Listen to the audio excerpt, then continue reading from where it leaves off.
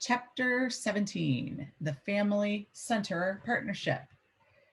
So, families are children's first teachers, and for most kids, you're going to be their second teachers.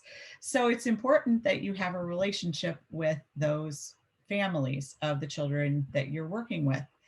Um, Specifically as you're helping children develop their language and literacy skills.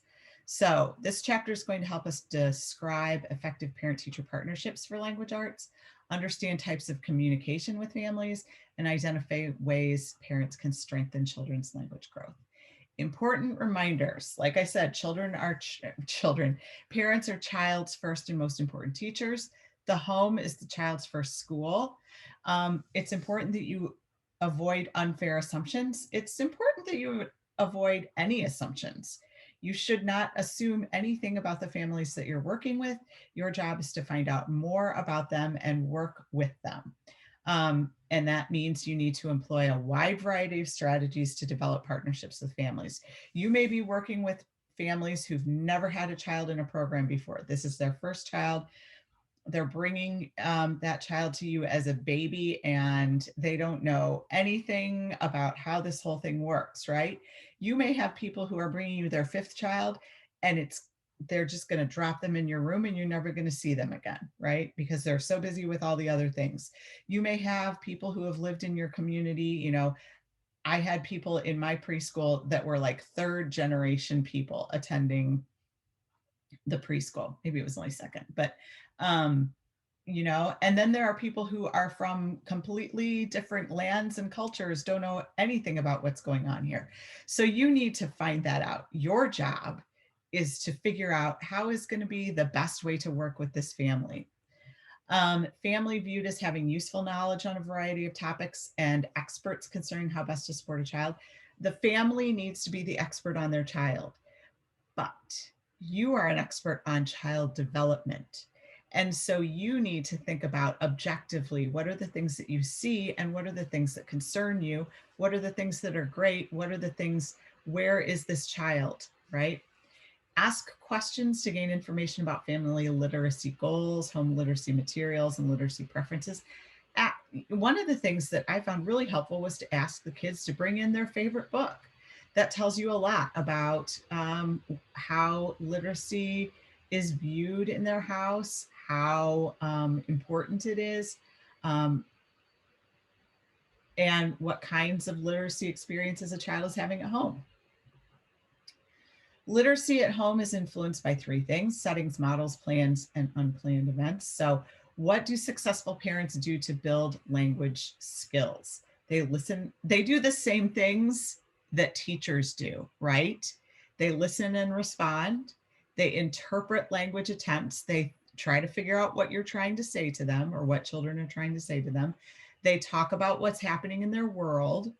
They are compassionate and caring about that child, and they discuss feelings. So the same things that you should be doing in the classroom, parents are trying to do at home too, or should be. And it's important that you remind them sometimes of these things. It's good to have a class newsletter or some communication where you generally talk about. It's so important for kids to know that you are listening to them. Or there's all kinds of articles out there, all kinds of information for parents and for teachers to share with parents so that you are educating parents along with children. What are some goals for family involvement? So let's brainstorm. What personal characteristics are important? What might be some needs of families and what might be some needs of teachers? So how are you going to help families? What do you need to do? What do they need to do? What do you need to know about each other? Parents are partners. How can you encourage families to help support literacy, stimulate speaking abilities, build print awareness, provide experiences outside the home?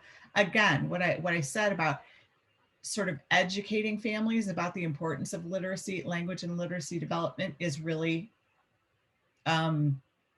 key, and helping them promote interest in learning, listening, reading, speaking. Modeling for parents how you do language and literacy development at school, showing them how you read stories, talking about games that you play, sharing what your favorite books are in the classroom. Okay. Successful family literacy programs consider the needs of the families as well as what they can offer, build parent esteem and confidence, assist with access to community services, encourage parental involvement with children's school activities, and strengthen homeschool connection. Have a family reading night. Have every family bring their kid's favorite book and they can all share and read to each other. Do things at different times. Some parents are not available at night. Some parents are not available during the day. Give them options. Invite guest readers into the classroom, and guest readers don't just have to be moms and dads.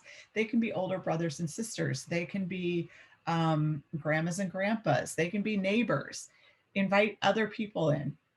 Television viewing, kids watch too much TV. We've all heard it. It's wrong. We need to make sure that they don't watch so much TV. And more importantly now, we need to make sure they're not on their computers 24/7. So what opportunities and alternatives can we give for that? We know that watching TV is not the same as having a conversation with someone or reading a book. It doesn't help you learn those communications, language semantics, the meanings behind things, and it doesn't help you learn pragmatics because the people on TV don't respond to you when you talk, right? Um, Television is not helpful for young children. And even the television that is developed with early childhood researchers and really smart people who know about stuff is not as good as having a conversation or reading a book. Okay. So, how do you communicate to families? Informal conversations, hey, oh, look, it's Sarah's mom. Sarah was so funny today. She told me the longest story about something that happened when you went to the lake and you were in a red boat, and telling them about what's going on with their kids. Bulletin boards posting information about what the latest research is, how they can offer alternatives to watching television or using iPads. Informal notes, newsletters, if you have a program where you can communicate directly with parents, like texting, send them a picture of their kid reading a book at school. Planned meetings, conferences, family teacher study meetings, all of these things are important ways to communicate with families, and it's important that you do those things. So you can use your text as a resource to help explain how reading, talking, literacy all works with children and how important it is. You can also find articles and other resources to share with parents. This is a lot about talking about how you tell parents about the importance of these aspects of literacy and why the things that you're doing when you sing songs, when you clap along, how that helps children develop. It's a lot of, sort of tooting your own horn. Like, I'm an early childhood literacy expert, and you all will be when you're finished with this class. And I know what I'm doing and I know why I'm doing it. And I want you to know that we're not just messing around here, that all of the things that we do are important and have, a positive impact on your child. So how do you work with a hard to reach parent? Well, you just keep trying, you just keep trying.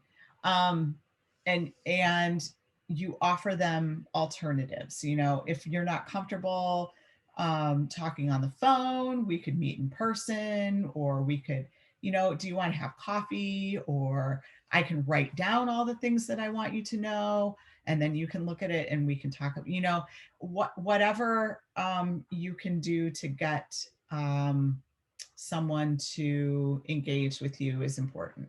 So families are a great resource, and our job as early childhood educators is to educate families and engage families and help families help their children, because they're still such an important part of their children's lives, that the more that we can do to be a team with them, the better off it's going to be for kids. So appreciate them, value them in their uniqueness, solicit their help as volunteers, but don't make them feel guilty if they can't volunteer, and be approachable as a teacher. That's it.